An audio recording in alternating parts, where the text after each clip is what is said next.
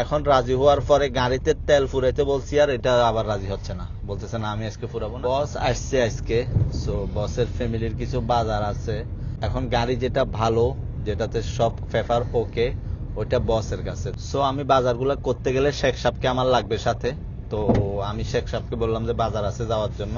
শেখ সাহেব এমনি আগে আমাকে বলছে শেখ সাহেব যাবে, যখন বলছি বাজার আছে ও বলছে না আমি যাব না। পরে বসকে কল দিলাম, বসে বলতেছে নিয়ে যাওয়ার জন্য।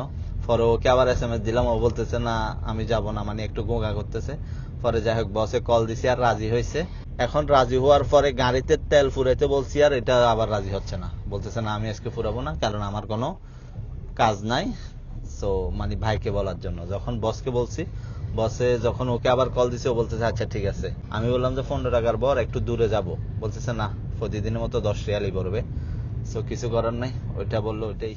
এখন ওর জন্য ওর জিনিসগুলো আগে নিয়ে নি, তারপরে গাড়িতে তেল ফুরাবো।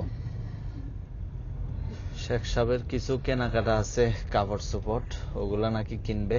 এর মধ্যে আমার কিছু সবজিও লাগবে। তো সবজিটা এখান থেকে নিয়ে নিই, তাহলে একসাথে আর এদিকে আসা লাগবে না, সুপার মার্কেট থেকে বাজারগুলো করে বাসার দিকে চলে যাইতে পারবো। শেখ সাহেব মার্কেট করতে আসছে এই জায়গায়। শেখ সাহেবের জন্য সুবিয়াটা নিয়ে নিই। মাশাআল্লাহ, টেইলারের দোকানে তো খুবই জমজমাট, দোকান সবগুলো তো হাউসফুল। এখন আমি যেটাতে যাব সেটা হাউসফুল না হলেই হয়, আমার আবার অনেক দূরে যাইতে হবে। মাশাআল্লাহ এটাও হাউসফুল। আচ্ছা আমি গাড়ি এখানে দাঁড়া করাই, তারপরে যাই, সেটাই ভালো হবে। রাস্তা দিয়ে যাচ্ছি, জানি না কিসমতে কি আছে, সাথে শেখ সাহেব আছে।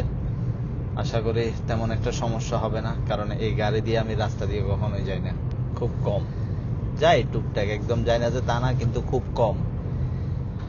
বসের বইয়ের একটা অর্ডার আছে এই ফার্মেসিতে, বসের মায়ের কিছু ওষুধ লাগবে।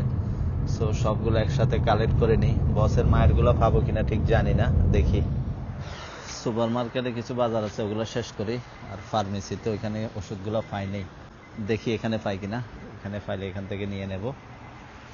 অল্প অল্প কিছু বাজার ছিল, শেষ করে ফেললাম। সুপার মার্কেটের কাজ মোটামুটি এখানে শেষ। বসের মায়ের ওষুধ একটা তোকাইতে তোকাইতে পাচ্ছি না, শেষমেশ এখানে পাইছি, বাসার পাশের ফার্মেসিতে পাইছি। এত জায়গা ঘুরছি কোথাও পাইনি। যাই হোক, বাসার পাশে যখন এসে গেছে, ভিডিওটা এখানে শেষ করি। সবাই ভালো থাকবেন ইনশাল্লাহ। আসসালামু আলাইকুম।